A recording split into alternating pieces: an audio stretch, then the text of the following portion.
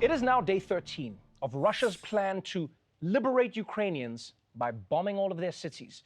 And things don't look like they'll be getting better anytime soon. A third round of peace talks has ended with no resolution. 2 million Ukrainians have now fled the country, and the Russians are reportedly trying to pay Syrians to come fight with them against Ukraine. And I don't know, man, I feel like Syrians must be pretty conflicted about this. You know, because on the one hand, Russia's asking them to fight in another war, but on the other hand, there's finally one European country happy to have Syrians come over. Huh? And you know, if you ask me, I think this is a pretty smart strategy from Putin.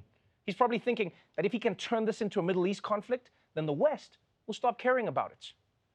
Meanwhile, in the battle to isolate Russia, McDonald's and Starbucks have become the latest Western corporations to cut ties with Russia, with both announcing that they would temporarily close all locations in the country. Yeah, no Starbucks, no McDonald's. That's a sad life to live. Yeah, no pick-me-up in the morning, no Happy Meals, or as they call them in Russia, meals. I don't think they have a word for happy. You know, yeah, they just like go to the drive-thru and then give the kid the food, just like, look in meal, Dimitri. There is great toy of wheelbarrow to remind you the purpose of life is work. This is your birthday. This is your birthday. You were born on this day. This is your birthday. Now, as the situation in Ukraine gets more dire, the economic fallout of the war is spreading to the rest of the world. This morning, gas prices soaring to the highest average ever recorded, $4.17 a gallon. I just filled up right now, and it cost me $50 versus normally it costing me $30. Up 10 cents in just one day and 55 cents since last week, eclipsing the previous record of $4.10 a gallon set 14 years ago. In California, $4 a gallon would be a relief. The average there is $5.28. Prices at this Shell station in Los Angeles hitting nearly $7. Oh my God. Gas prices shocking drivers at the pump. It's $100 and it's not even a full tank. Yeah. If you thought gas prices were already high, Russia invading Ukraine has only made things worse, which sucks for everybody. I mean, it sucks for parents who need to drive kids to school. It sucks for small businesses who have to spend more money to move things around. It sucks for everyone because the price of gas affects the price of everything. Like if this keeps up, the next Fast and Furious movie is going to take place on public transportation. It's all about saving gas. And I feel so bad for everyone who gets surprised when they fill up their tank. I mean, think about it. Yesterday, you had enough money, and then all of a sudden today, you don't. Your salary didn't go up, right? Nothing in your life changed. You just don't have enough money, which, by the way, is weird. Can we agree on this as a concept? It's weird. It's weird that the price of gas changes, but like instantly at the pump. Do you get what I'm saying? Like, I feel like the change should only affect the gas that's on its way, not the gas that's already there. Like, this gas has been here for a week, so technically that's the $4 gas. You know what I mean? Give me the $4 gas. In fact, give me the gas at the bottom of the tank. That's like the $2 shit. It's been there for a while. Don't charge the $5 shit still coming. The price changed. That price changed. I want the stuff that's here now. And can we spare a moment for this woman who was surprised there? I mean, just think about it. A camera crew comes up to her and they're like, can we film you while you fill up your tank? She was probably like, oh boy, I'm on a secret game show. Oh, he's gonna finally propose. And then they're just like, haha, we showed you don't have enough money on the news. Have a good day. And you know, you've really got to hand it to corporations when you think about it, man.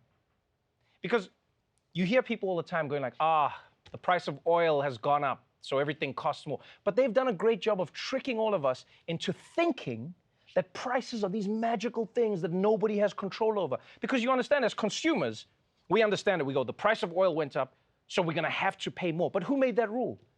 Right? Oil companies are making windfall profits right now. Over $100 billion a year. Why can't they take a hit? Just a tiny hit. Yeah, because when prices go up, you know, the oil companies are there and they're just making the money. They're just like, oh man, I wish there was something we could do. Well, you could make a little less profit. No, something else. Something else we could do that wouldn't affect us. What would it be? And the question is now, why are gas prices surging the way they are? Well, as you heard, Russia supplies a lot of oil to the rest of the world. And even though America and Europe have passed loads of sanctions against Russia, they've cut off its banks and they've kicked it out of the UN Book Club, they're still paying Russia $500 million every day for oil and gas. which, I mean, let's be honest, doesn't make a lot of sense.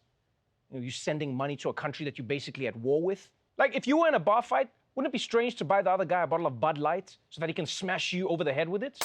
In fact, it's such a weird arrangement that many countries have been talking about boycotting Russian oil, which then created fears of an oil shortage that sent oil prices skyrocketing. Yeah, and apparently those fears were well-founded because today, America did this.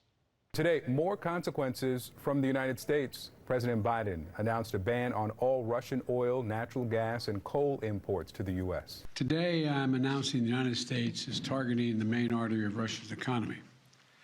We're banning all imports of Russian oil and gas and energy. Americans have rallied to support their Ukrainian people and made it clear we will not be part of subsidizing Putin's war. This is a step that we're taking to inflict further pain on Putin. But there will be cost as well here in the United States. Since Putin began his military buildup on Ukrainian borders, just since then, the price of the gas at the pump in America went up 75 cents.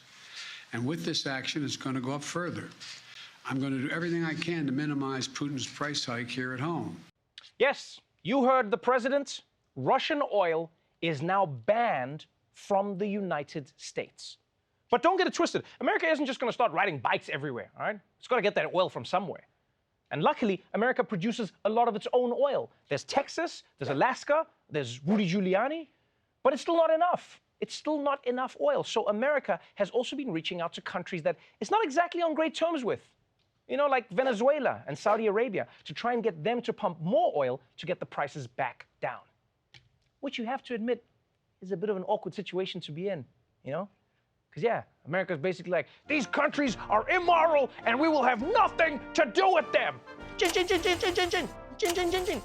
You guys have any gas money, Saudi Arabia? I said that shit to you before I was home. Yeah. Wouldn't it be funny if those countries turned around and flipped it on America if they were like, America, we would love to sell you oil, but we cannot do business with a country that drones civilians in the Middle East. Our conscience will not allow it. No, we're just kidding. We'll take your money. You should have seen your face, though. You were so scared, huh? Imagine we don't take your money. But while America is able to go cold turkey on Russian oil, Europe is hooked. They're completely hooked for now. And like, completely hooked. The EU gets 40% of its gas and a quarter of its oil from Russia, which is why they couldn't join this boycott, even if they wanted to. Yeah, without Russia's energy, Europe wouldn't have enough heat for their homes, or fuel for their cars, or oil for their weird Christmas blackface celebrations. Which means that Russia has a lot of leverage in that relationship, and it turns out that they know it. As the weight of crippling sanctions falls on Russia, Vladimir Putin is now threatening to cut off Europe's gas supply. In an address on state television on Monday, Russia's Deputy Prime Minister Alexander Novak warned that Russia has every right to shut off its gas deliveries to Europe. He added, "So far, we are not taking such a decision, but European politicians, with their statements and accusations against Russia, push us towards that." Yeah, you see, you can't go too hard after the country that makes it possible for you to survive winter. That's why Europe always has to pepper its denunciations of Russia with, like, the occasional compliment. This war in Ukraine is as inexcusable as Tchaikovsky's music is unforgettable, huh? Now, of course, this is a two-way street. Sure, Europe needs Russian oil, but Russia needs Europe's money. I mean, what else do they have to offer? It's not like they're going to fund a war by selling cabbage soup. So both sides of this relationship are in a game of chicken, and nobody knows who's going to give. The one thing we do know is this. It would definitely be better for Europe and America to not be in this situation in the first place. Because Putin has shined a spotlight on the trade-offs that dependency on fossil fuels creates. If countries want to move to renewable energy or safe nuclear power, they can no longer afford to make that like item number 10 on the agenda. Yeah, because not only will the planet suffer, but you'll find yourself constantly having to make deals with the devil.